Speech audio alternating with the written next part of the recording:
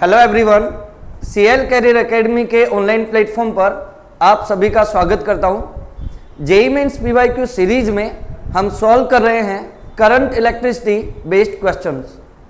Current electricity पर part 1 and 2 already हमने upload कर दिया है, जिसे आप प्लेलिस्ट में जाकर देख सकते हैं। आज हम पार्ट 3 में करंट इलेक्ट्रिसिटी पर बेस्ड कुछ अच्छे क्वेश्चन सॉल्व करेंगे, जिसमें हम stretching of wire and combination of resistances इस टाइप के क्वेश्चन हम सॉल्व करने वाले हैं। ठीक, और आज का सेशन आपके लिए बेनिफिशियल हो, इस चीज के लिए हम अश्योर कर सकते हैं। हमारा एफर्ट है कि आप हमारे साथ साथ प्रीवियस ईयर क्वेश्चन सॉल्व कर लें। ओके, तो इसी थॉट, इसी विचार के साथ हम आगे बढ़ते हैं कि हमें प्रीवियस ईयर क्वेश्चन सॉल्व करने हैं। तो देखिएगा, फर्स्ट क्वेश्चन क्या गिवन है। If a wire is stretched to make 0.1% longer, if a wire is stretched to make 0.1% longer, then resistance will change or increase or decrease. Okay, हमें क्या given है, length कितना परसेंटेज से increase किया वो given है, और पूछा है रेजिस्टेंस का परसेंटेज चेंज। आप नोटिस करेंगे यहां पर percentage change in length is very small, 0.1%। तो जब भी लेंथ स्मॉल चेंज दिखाए, लेंथ में स्मॉल चेंज आए, तो रेजिस्टेंस का जो चेंज है वो किस तरह से हम फाइंड आउट कर सकते हैं। एरर जब हम निकालते हैं 11th क्लास में, okay, relative error, percentage error, तो उसमें भी हम इसी तरह की चीज यूज करते हैं। क्या, वो देखिएगा। देखिए, जब भी हम वायर को स्ट्रेच करते हैं तो लेंथ और रेजिस्टेंस के बीच क्या रिलेशन होता है। Resistance is directly proportional to length square. जब स्ट्रेच करते हैं तो रेजिस्टेंस लेंथ के स्क्वायर के प्रोपोर्शनल होता है। और अभी ये रिलेशन है आर और एल के बीच। हमें आर का परसेंटेज चेंज पता लगाना है, तो क्योंकि लेंथ इंक्रीज हुई है तो रेजिस्टेंस इंक्रीज ही हुआ होगा नहीं, रेजिस्टेंस इंक्रीज होगा। ओके, और percentage increase in resistance will B power आगे और लेंथ का परसेंटेज चेंज। ओके, तो ये कितना बनेगा, 2 into 0.1%, so it will be 0.2%। तो increase by 0.2%, resistance is increased by 0.2%। तो देखिए, increase by 0.2%, B option correct हो जाएगा। ठीक है, चलिए आप स्क्रीनशॉट ले सकते हैं। बाकी ये तो क्या ही क्वेश्चन है, ओके, इजी है, लेकिन जेईई मेंस पीवाईक्यू है, इसलिए हम लोगों को इसे करना चाहिए। नेक्स्ट देखिए, क्या गिवन है। ये एक अच्छा क्वेश्चन है और कंसेप्चुअल क्वेश्चन है। जनरली इसका हमें नॉलेज कम होता है। तो देखिएगा, 2 conductors have the same resistance at 0 degrees Celsius. Okay, their temperature coefficients of resistance are alpha 1 and alpha 2. Okay, the respective temperature coefficient of their series and parallel combinations are nearly. हमें 2 resistances given है, उनके temperature coefficients given है, और पूछा है कि series और parallel में इफेक्टिव टेम्परेचर कोफिशिएंट क्या होगा। तो ऑल्दो हमारे पास फॉर्मूला होता है रेजिस्टेंस और अल्फा के रिलेशन को शो करने के लिए, R2 minus R1 equals to alpha R1 T2 minus T1। ये रिलेशन है अल्फा और रेजिस्टेंस और टेम्परेचर के बीच। ओके, हमें यहां पर इफेक्टिव अल्फा पूछा है। वैसे सीरीज में रेजिस्टेंस क्या होता है, सीरीज में इक्विवेलेंट रेजिस्टेंस सारे रेजिस्टेंसेस के इक्वल मतलब सम के इक्वल होता है, सॉरी। और पैरेलल कॉम्बिनेशन में equivalent resistance 1/R1 plus 1/R2 and so on, इस तरह से होता है। ठीक, लेकिन यहां पर टेम्परेचर कोफिशिएंट, देखो एक चीज और देखना, रेजिस्टेंस यहां पर अलग तरीके से निकलेगा, इक्विवेलेंट रेजिस्टेंस डिफरेंट तरीके से निकलेगा, लेकिन टेम्परेचर कोफिशिएंट्स दोनों ही कॉम्बिनेशंस में सेम तरीके से निकाला जाता है, नियरली इक्वल होता है। तो देखिएगा कौन सा ऑप्शन करेक्ट होगा यहां पर, याद रखना, चाहे तो आप सीरीज में कनेक्ट करेंगे तभी भी alpha plus alpha 1 plus alpha 2/2 होगा, और पैरेलल में कनेक्ट करेंगे तभी भी अल्फा 1 प्लस अल्फा 2/2 होगा। तो देखिएगा सीरीज में कनेक्ट करो चाहे तो पैरेलल में कनेक्ट करो, टेम्परेचर कोफिशिएंट जो है ना दोनों में इक्वल रहेगा। और कितना, आप देखिए A option alpha 1 plus alpha 2/2, alpha 1 plus alpha 2/2, तो ये हमारा करेक्ट आंसर हो जाएगा ए ऑप्शन। आई होप आप समझे होंगे। सीधी सी बात यही है कि सीरीज और पैरेलल में इक्विवेलेंट टेम्परेचर कोफिशिएंट्स इक्वल होंगे, वो होंगे अल्फा 1 प्लस अल्फा 2/2। ओके, चलिए रामायण थोड़ी लंबी हो गई चलो नेक्स्ट क्वेश्चन, ये भी एक कंसेप्चुअल क्वेश्चन ही है। The thermistor are usually made of, देखो थर्मिस्टर क्या होता है, थर्मिस्टर होता है temperature based thermometer, resistance based thermometer. Okay, और थर्मोमीटर में जो थर्मोमेट्रिक प्रॉपर्टी है वो क्या है, रेजिस्टेंस। मतलब रेजिस्टेंस चेंज होना चाहिए with respect to time, with respect to temperature. Resistance change होना चाहिए with respect to temperature. Okay, temperature increase होगा रेजिस्टेंस भी इंक्रीज होगा, टेम्परेचर डिक्रीज तो रेजिस्टेंस भी डिक्रीज होना चाहिए, तभी हम रेजिस्टेंस मेजर करके टेम्परेचर मेजर करते हैं। तो थर्मिस्टर बेसिकली एक थर्मोमीटर है, रेजिस्टेंस बेस्ड थर्मोमीटर। ओके, तो थर्मिस्टर में ये जो थर्मोमेट्रिक मटेरियल जो भरा है हमने उसके अंदर, तो ऐसा मटेरियल भरा है, मतलब जो रेजिस्टेंस है, जो मटेरियल हमने यूज करा है उसका रेजिस्टेंस टेम्परेचर के साथ चेंज करना चाहिए, और रेजिस्टेंस टेम्परेचर के साथ चेंज हो इसके लिए अल्फा टेम्परेचर कोफिशिएंट वो हाई होना चाहिए, हाई होना चाहिए। तो इनमें से देखो कौन सा ऑप्शन करेक्ट है। मेटल, देखो क्या पूछा गया है, thermistors are usually made of metals with low temperature coefficient, metals with high temperature coefficient of resistivity. तो बी ऑप्शन करेक्ट हो गया, बाकी तो देखने की भी जरूरत नहीं है। तो मेटल्स यूज होते हैं थर्मिस्टर में जिनका अल्फा टेम्परेचर कोफिशिएंट वो क्या होता है, हाई होता है।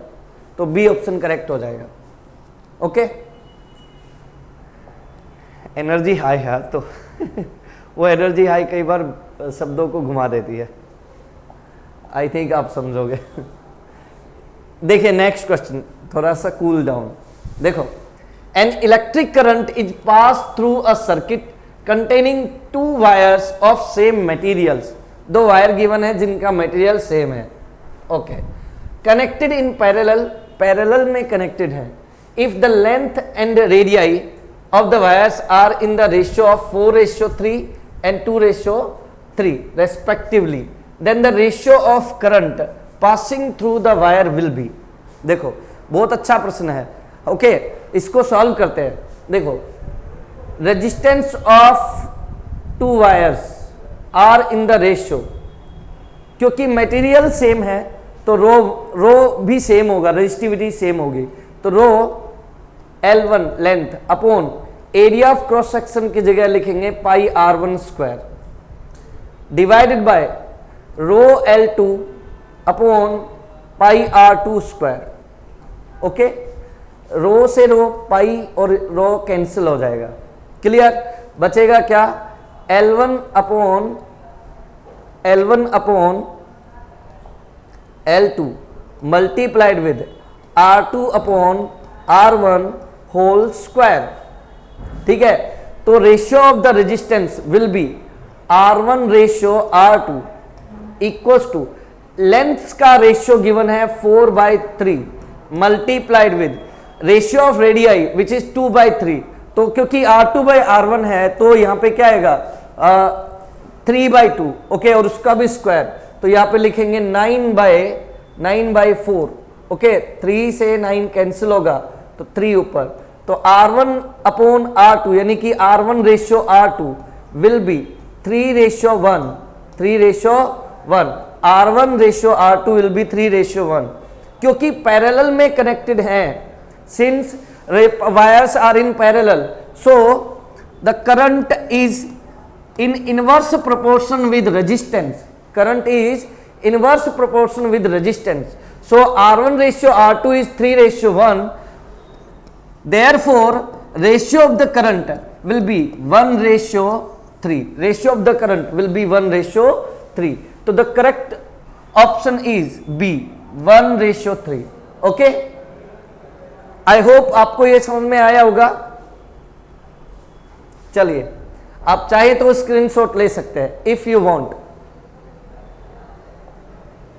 Next, the resistances of series combination of two resistances is S. Series combination का रेजिस्टेंस क्या है? S है. और कितने रेजिस्टेंस कनेक्ट है? 2. ओके, तो हम लिख सकते हैं S इक्वल्स टू, मान लो कि दोनों का रेजिस्टेंस R है तो S equals to R/2. Equation 1. When they are joined in parallel then the total resistance is P.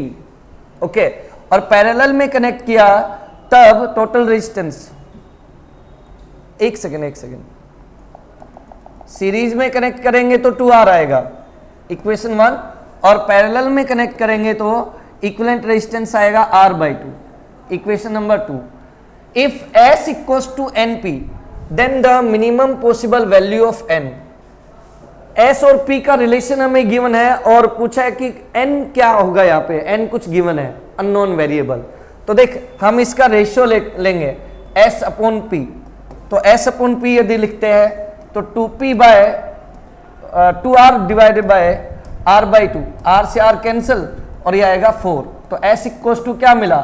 4P. अब देखो, इक्वेशन जो अननोन था उसमें उससे कंपेयर करो. S equals to 4P, S equals to NP. तो कंपेयर करेंगे तो N इक्वल्स टू 4 आंसर आ जाएगा. क्लियर? आई होप ये समझ में आया होगा आपको. चलिए नेक्स्ट क्वेश्चन देखो क्या गिवन है. The difference in the variation of resistance with temperature in a metal and semiconductor arises essentially due to the difference in the.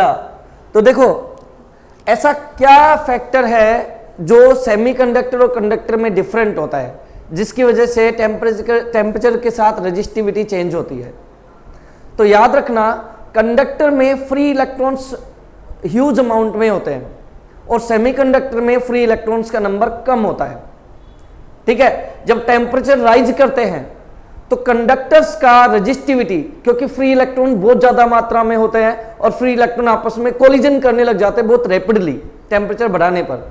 जबकि सेमीकंडक्टर में टेम्परेचर राइज करने पर फ्री इलेक्ट्रॉन जो ना वो बनने लग जाते हैं, क्योंकि वहां थे ही नहीं तो फ्री इलेक्ट्रॉन बनने लग जाते हैं. तो टेम्परेचर राइज करने पर कंडक्टर का रेजिस्टिविटी डिक्रीज होता है, कंडक्टर का रेजिस्टिविटी इंक्रीज होता है और सेमीकंडक्टर का रेजिस्टिविटी डिक्रीज होता है. आई होप समझे होंगे आप लोग. देखो, तो क्या चीज का डिफरेंस है? नंबर ऑफ फ्री इलेक्ट्रॉन्स का. तो देखो, डिफरेंस किस चीज का होता है सेमीकंडक्टर और कंडक्टर में? तो क्रिस्टल स्ट्रक्चर. देखो, क्रिस्टल स्ट्रक्चर का यहां पर कोई मतलब नहीं है.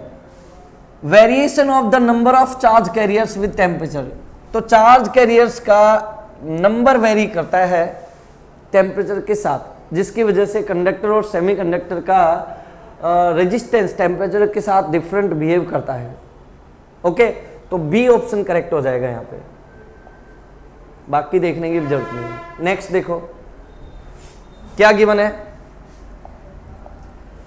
A strip of copper and germanium are cooled, temperature low किया गया है. Okay, the resistance of, resistance देखो क्या गिवन है, टेम्परेचर डिक्रीज करा गया, कूल करा गया है. तो रेजिस्टिविटी ऑफ कंडक्टर तो क्या होती है, डिक्रीज होगी, और रेजिस्टिविटी ऑफ सेमीकंडक्टर वो क्या होती है, इंक्रीज. रेजिस्टिविटी ऑफ कंडक्टर तो क्या होती है, टेम्परेचर डिक्रीज करने पर, टेम्परेचर डिक्रीज करने पर रेजिस्टिविटी ऑफ कंडक्टर तो डिक्रीज होती है और रेजिस्टिविटी ऑफ सेमीकंडक्टर इंक्रीज होती है. तो कॉपर क्या है, कॉपर एक कंडक्टर है तो कॉपर की रेजिस्टिविटी तो क्या होगी यहाँ पर, टेम्परेचर डिक्रीज करने पर डिक्रीज होगी। और जर्मेनियम एक सेमीकंडक्टर है, तो जर्मेनियम की टेम्परेचर डिक्रीज करने पर जर्मेनियम की रेजिस्टिविटी क्या होगी, इंक्रीज होगी। तो देख लेते हैं, each of this decreases, no, दोनों का डिक्रीज होगा, नहीं, ए ऑप्शन गलत है। Copper strip increases and that of the germanium decreases, no, copper strip decreases and that of germanium increases. तो सी ऑप्शन करेक्ट हो जाएगा, कॉपर की रेजिस्टिविटी डिक्रीज होगी और जर्मेनियम की रेजिस्टिविटी इंक्रीज होगी। ओके, टेम्परेचर कम करने पर, कूल करने पर। आई होप आपने समझा होगा। नेक्स्ट, ये तो बच्चों वाला प्रश्न है देखो, ये जो the current flowing through the given circuit will be, लेकिन 2 और 22 में भी पूछा है ये, तो इसलिए रिलेवेंट है, भले ही इजी है लेकिन रिलेवेंट है। तो ये जो कॉम्बिनेशन है ना, इस कॉम्बिनेशन में आपने किया होगा जरूर भी, ये जो तीनों जो रेजिस्टेंसेस हैं वो क्या है, पैरेलल कॉम्बिनेशन में है, तीनों रेजिस्टेंसेस पैरेलल कॉम्बिनेशन में है। 999 ओम। हमसे पूछा क्या है, current flowing through the circuit, तो देखो करंट पूछा है हमसे, तो यहाँ पे देखना 6 वोल्ट का बैटरी है, ये तीनों पैरेलल में है, तो इक्विवेलेंट रेजिस्टेंस हो जाएगा 9/3 यानी कि 3 ओम। ओके, और करंट हो जाएगा बैटरी का वोल्टेज 6 और रेजिस्टेंस 3, कट करेंगे 2 एम्पियर करंट हो गया, 2 एम्पियर। क्लियर है? तो पैरेलल में और इक्विवेलेंट रेजिस्टेंस आ जाएगा 3, तो यहाँ से करंट आएगा 6/3, 2 एम्पियर। क्लियर? ये तो इजी था बच्चों वाला, मतलब यदि कॉम्बिनेशन ऑफ रेजिस्टेंस होता है ना, तो ये तो कुछ भी क्वेश्चन नहीं है, करते हैं हम लोग सॉल्व तो जरूर बताया ही जाता है। देखना, total current supplied to the circuit as shown in the figure by 5 volt battery. 5 volt का बैटरी इस पूरे सर्किट में कितना करंट फ्लो कराता है, तो हमसे current drawn from the battery पूछा है। तो पहले क्या करना पड़ेगा, पहले कॉम्बिनेशन का इक्विवेलेंट रेजिस्टेंस निकालना पड़ेगा। तो आप देखिएगा, ये वाला जो पॉइंट है, ये जो पॉइंट है इस पर और ये सरकमफ्रेंस पर ये दोनों रेजिस्टेंस है ना, इनको देखोगे तो ये कॉमन पॉइंट के बीच कनेक्टेड है। तो ये जो दोनों 5 ओम के रेजिस्टेंस है ना, तो ये क्या है, पैरेलल कॉम्बिनेशन में है। तो इन दोनों का रेजिस्टेंस हो जाएगा, इक्विवेलेंट रेजिस्टेंस दोनों का 5/2 ओम। ठीक है, ये 5/2 ओम हो जाएगा।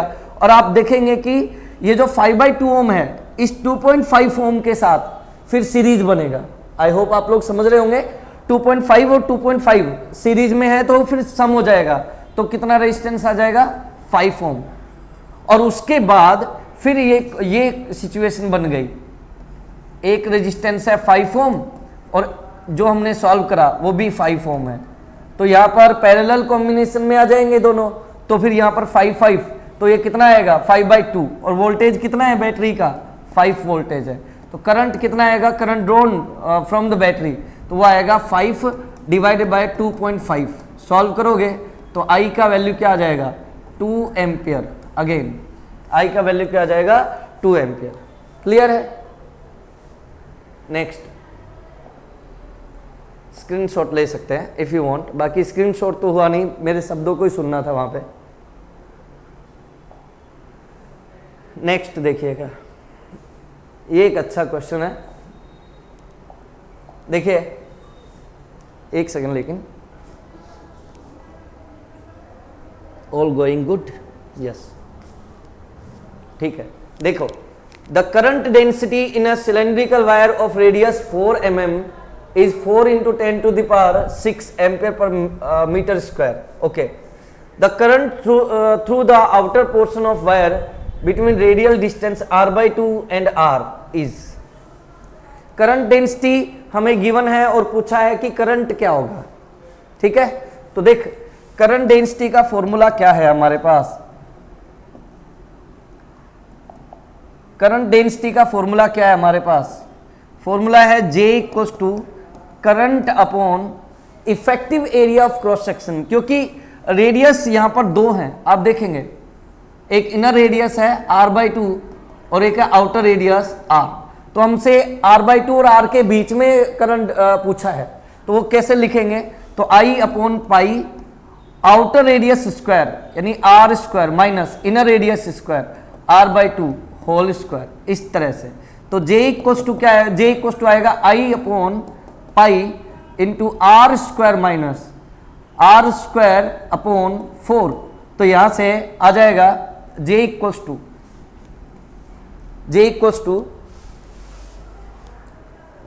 टू I/पाई और 1 में से 1/4 जाएगा तो 3/4 बचेगा, 3/4 पाई r square.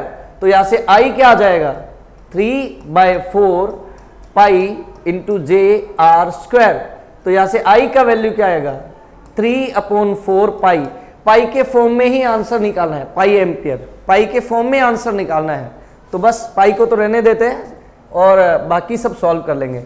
Value of J 4 into 10⁶, okay. और रेडियस क्या गिवन है, 4 mm, उसका स्क्वायर करेंगे तो 16 इंटू 10⁻⁻6। तो देखिए ये कैंसिल हो जाएगा, 4 से 4 भी कैंसिल हो गया, 16 3 जा 48 होता है, तो 48 पाई एम्पियर, ये हमारा आंसर हो जाएगा। तो करेक्ट आंसर क्या होगा यहाँ पर, 48 इज द आंसर, क्योंकि वही पूछा है, इज 48 पाई एम्पियर। क्लियर। चलो नेक्स्ट क्वेश्चन देखिएगा, सिमिलर क्वेश्चन है, चलो रिपीट से कर ही लेते हैं फटाफट से। The current density in A cylindrical wire of radius 4 mm, ये तो सेम ही क्वेश्चन है, इसको आप लोग स्क्रीनशॉट लेंगे और सेल्फ करेंगे। Take a screenshot. ये देखो, ये एक अच्छा क्वेश्चन है। क्या गिवन है, देखिएगा क्या गिवन है, इन the given circuit A is an arbitrary constant, the value of M for which the equivalent circuit resistance is minimum will be √x/2, the value of x is। देखो क्या given है, मैं circuit redraw करता हूं, ठीक है। तो देख, एक रेजिस्टेंस है MA, एक और है MA, एक और है MA, ये तीनों रेजिस्टेंसेस पैरेलल में कनेक्टेड हैं, जबकि दो रेजिस्टेंसेस और है A/M, A/M, और ये भी पैरेलल कॉम्बिनेशन में कनेक्टेड हैं। बैटरी का वोल्टेज है V, ये सर्किट है अपने पास, ठीक। हमसे पूछा है the value of M for which equivalent circuit resistance is minimum. हमसे इक्विवेलेंट रेजिस्टेंस निकालना है और उसका भी वो मिनिमम वैल्यू निकालना है उसमें M का वो मिनिमम वैल्यू निकालना है जिस पर इक्विवेलेंट रेजिस्टेंस मिनिमम हो। मतलब यहां पर M कोई अननोन वैल्यू है, उस M के मिनिमम वैल्यू पर R के मिनिमम वैल्यू निकाली जाएगी। एक्चुअली देखो, R इक्विवेलेंट मिनिमम निकालना है और उसके बाद उसमें M का वैल्यू पता लगाना है कि किस M पर R मिनिमम होगा। आई होप समझे होंगे बात को। देख कैसे करना है इसको। एनर्जी बहुत ज्यादा रहती है ना, तब वो शब्द कहीं ले जाती है, जोश में कहानी खराब हो जाएगी नहीं तो। ये देखो, तो यहां पर इक्विवेलेंट रेजिस्टेंस क्या आ जाएगा, R इक्विवेलेंट। तो देख, क्योंकि ये तीनों पैरेलल में है तो MA/3 प्लस, और ये तीनों भी पैरेलल है तो A/M और /2, ठीक है ना। सीरीज में बाद में सीरीज आएगा तो सम हो जाएगा। तो ये तो R इक्विवेलेंट है। हमसे पूछा है minimum value of R equivalent और उसके लिए M का वैल्यू। तो देख, डिफरेंशिएट करेंगे विद रेस्पेक्ट टू M और उसे 0 के बराबर पुट करेंगे तो MA/3, तो ये आ जाएगा A/3 और प्लस, और देख A/2 तो एज इट इज रहेगा, और 1/M का जो डिफरेंशिएशन है वो बनेगा minus 1 upon M square equals to 0। तो ये आएगा a/2m² equals to a/3। a से ये कैंसिल हो जाएगा और m का वैल्यू आएगा 3/2 और उसका रूट। तो देखिए यहाँ पे गिवन है रूट x/2 और देख हमारे पास आया रूट 3/2। तो x का जो वैल्यू है वो कितना आ गया 3। x का वैल्यू क्या आया 3। यही अपना आंसर है। ओके, स्क्रीनशॉट ले सकते हैं। नेक्स्ट, ये देखो क्या गिवन है। एक सर्किट गिवन है जिसमें हर एक रेजिस्टेंस का वैल्यू 1 ओम है। The value of current I is a/5 ampere. The value of a मतलब करंट निकालना है बेसिकली। तो देख ये जो कनेक्शन है ना, इसको मैं रीड्रॉ करता हूं, ध्यान से देखिएगा। एक ये रेजिस्टेंस है, साथ में फिर ये 2 रेजिस्टेंसेस हैं और फिर आगे फर्दर ये 2 रेजिस्टेंसेस हैं, इसमें भी फर्दर ये 2 रेजिस्टेंसेस हैं और इनके आगे भी फिर फर्दर 2 रेजिस्टेंसेस हैं, इनके आगे भी फर्दर 2 रेजिस्टेंसेस हैं, यहाँ पर भी 2 रेजिस्टेंसेस हैं और यहाँ पर भी 2 रेजिस्टेंसेस हैं। और इनके ये जो फर्स्ट एंड है वो ये वाले जितने भी हैं सबके एक एंड तो कॉमन आ रहा है एक ही जगह पर। इस तरह का कॉम्बिनेशन है। ये पॉइंट है मान ले A और ये पॉइंट है B और इस कॉम्बिनेशन से बैटरी कनेक्टेड है। कितने वोल्ट का 3 वोल्ट का बैटरी कनेक्टेड है। करंट हमसे पूछा है, तो इसको सॉल्व कैसे करेंगे। डायग्राम आई होप आपको दिख रहा होगा। तो देख इन दोनों का कॉमन पॉइंट यहाँ पर है और इन दोनों का ही कॉमन पॉइंट इधर भी है। ठीक है, तो मैं सर्किट रीड्रॉ कर रहा हूँ, देखना है। इधर जो है बाकी तो सब एज इट इज रहेंगे, जिनको सॉल्व कर रहे हैं बस वही मैं लिखूंगा यहाँ पर। तो देख ध्यान से सुनना। देख अभी ये जो दोनों है पैरेलल कॉम्बिनेशन में है, तो मतलब इक्वल रेजिस्टेंस है 1 ओम, तो 1/2 हो जाएगा, यानी कि R/2 मान लेंगे। एक सेकेंड, तो ये जो रेजिस्टेंस आएगा ना इस पर वो कितना आएगा R/2। ये मान ले R1 बाद में लिख लेंगे, अभी R लिख लेता हूँ। ये सब R वैल्यू रखते हैं और जो हमने सॉल्व किया वो R/2। इस तरह फर्दर ये दोनों, इस तरह ये दोनों और ये दोनों, ये सब भी क्या है पैरेलल कॉम्बिनेशन में आपस में। तो यहाँ पर भी R/2 आ जाएगा, यहाँ पर भी R/2 आ जाएगा, यहाँ पर भी R/2 आ जाएगा।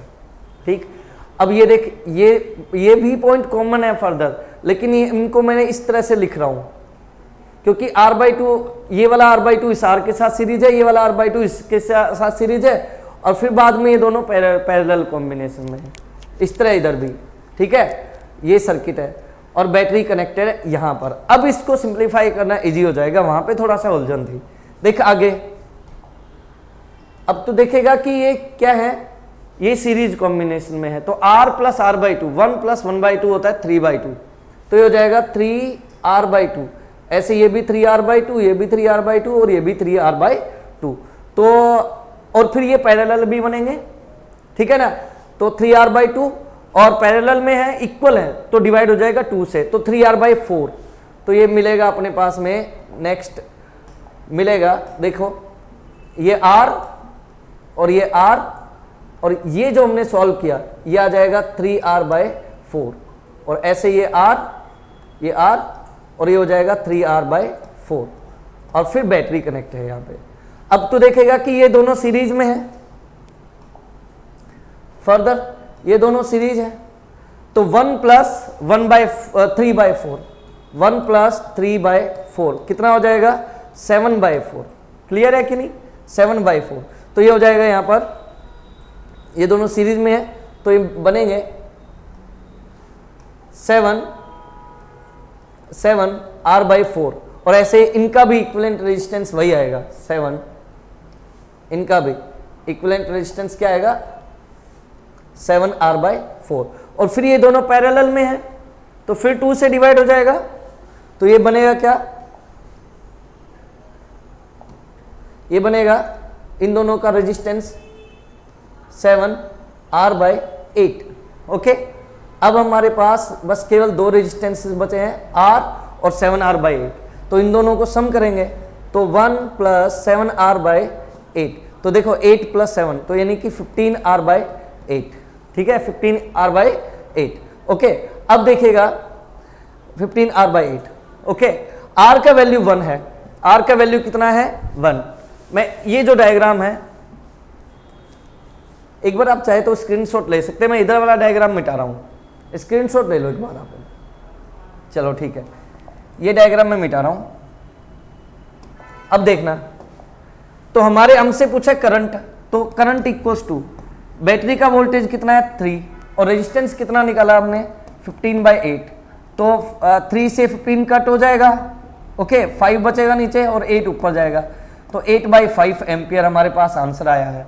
तो हमसे बोला है करंट है A/5 और A पूछा है हमसे, तो 1/5 तो है ही, A की जगह पर क्या है 8 है, तो हमारा आंसर क्या हो जाएगा 8 इज द करेक्ट आंसर। ठीक है, चलिए यहां बस, आगे तो कुछ था ही नहीं, इक्विवेलेंट रेजिस्टेंस ही यहां पर निकालना था मेन एम। तो नेक्स्ट देखो, नेक्स्ट देखो, क्या विजिबल है, क्या विजिबल है, क्या स्क्रीन पर दिख रहा है? ठीक है, ओके। देखो क्या गिवन है, हमें वोल्टेज का इक्वेशन गिवन, मतलब वोल्टेज का ग्राफ गिवन है और डायग्राम भी दिखा रखा है अपने को। चल ठीक है, हमसे पूछा क्या है, find the value of current eight t = 3.2 second. Current पूछा है, करंट हमसे पूछा है t = 3.2 सेकेंड्स पर। ओके, और वोल्टेज का वेरिएशन हमें दे रखा है इस प्रकार का। ओके, और साथ ही एक फिगर भी गिवन है अपने को। हम इसको कैसे सॉल्व करेंगे, देखो यहां पर देखो, इस 3.2 पर हमसे पूछा है ना, तो हम क्या करेंगे, करंट निकालने के लिए change in voltage divided by resistance, change in voltage divided by resistance. तो देख 3.2 पूछा है ना, यानी कि 3 और 4 के बीच में हमसे पूछा है किसका वैल्यू, करंट का वैल्यू। तो हम कैसे निकालेंगे, चेंज इन वोल्टेज।